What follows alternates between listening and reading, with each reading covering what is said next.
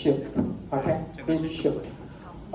You can find visual algorithm from OpenCV and also Scikit run, okay, from another software, okay, called mean shift. It's not the mean shift of SPC control, no. I'm going to show you why it's called mean shift, okay. It's a very powerful algorithm, okay, a little bit complicated, but let me just give you, because just talk about the mean shift might take 2 weeks. I mean, we don't have that much of time, okay? But first, you got to remember, okay, the terminology called mean shift. So you will know where to find the function or the algorithm, okay, and to know how to set up the parameters, okay? For mean shift, there's a very 2 important parameters, okay?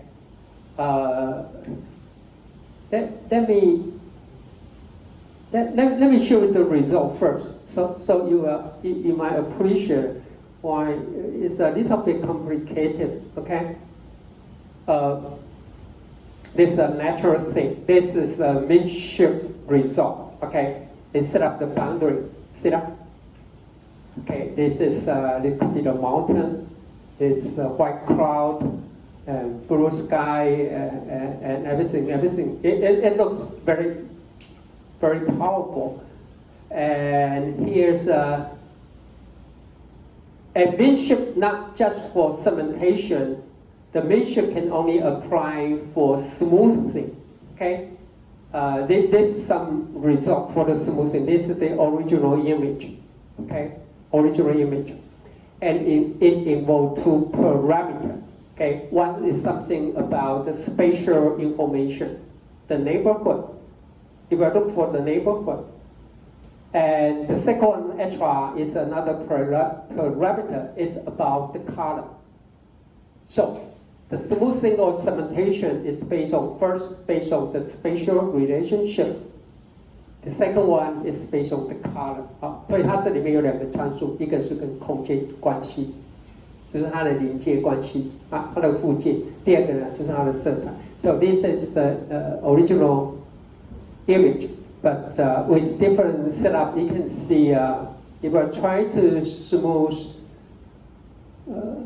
this will be much easier to understand, especially see that you can see some fine details.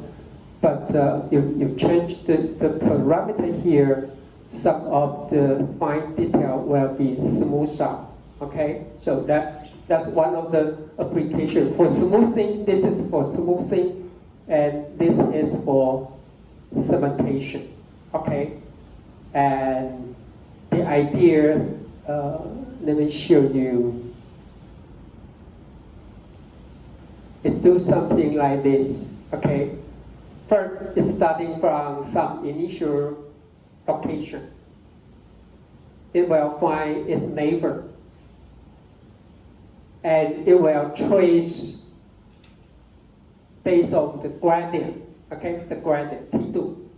You will look for the gradient direction and find its height density, okay? So for this case here, apparently we have we have a 2 region, okay, region. Well, actually, mean shift not just for image segmentation, image smoothing. It also can be applied for unsupervised classing.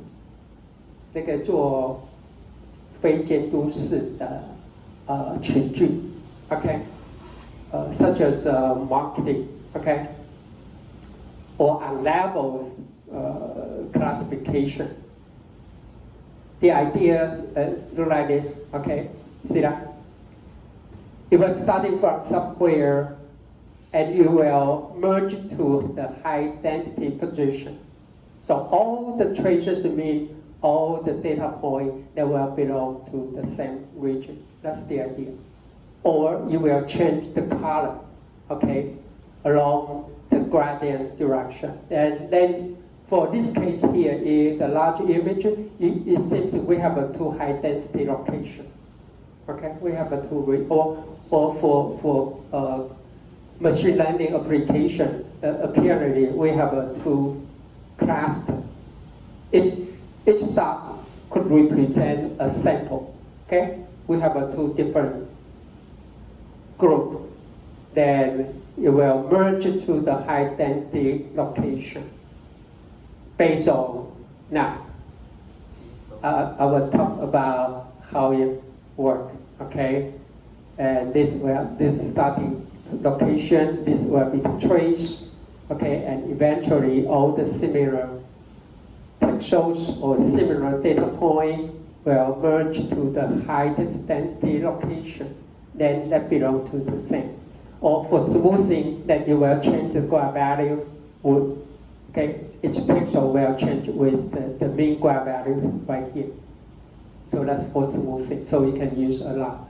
Okay, now, but it needs some technique. But let me just give you some idea. Okay, in case you cannot remember or you cannot fully understand how it works, but at least remember these two keywords: mean, should. Okay, now suppose we have a data point, so that can be used for machine learning. Or the data point, you can consider this data point as a pixel. Okay, it's a pixel. But I use a lowercase bold means it could be a color. Okay, it involves RGB, so X could be a vector. And suppose we have a data point or we have a data points. Okay, and this location is d-dimensional. Okay, it's a d-dimensional. So X is a color, then D should be 3, R, G, and B. Okay, that's it. Okay, if for graph value, then D is just 1. Okay, graph value. It requires to calculate the so-called kernel density estimation. It'll take too long. Okay, I will try to finish in 30 minutes. Okay, we cannot spend too much time. But then let me give you the example. Okay, if I have a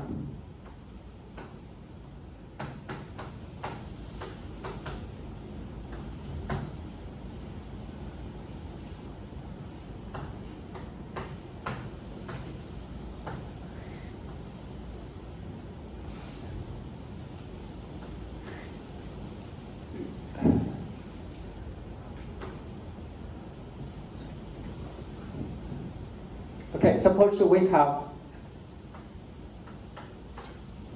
a 10 digit. Okay, we have a 10 digit. Then let me ask you, what could be the probability that we'll see the outcome of 10 based on the data you collect? What was the probability? 0. Because I only have a 10 data point. 0.3.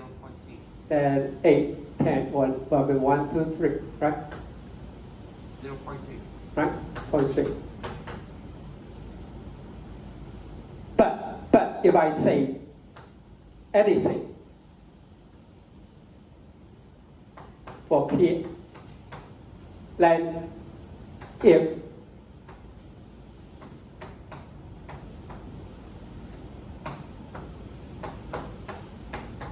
it's less than 2, then I say X will be the same as Xi. Okay, suppose the difference. I don't care about if the difference is only 2. I indicate there's no difference. So if this is true, what will be the probability?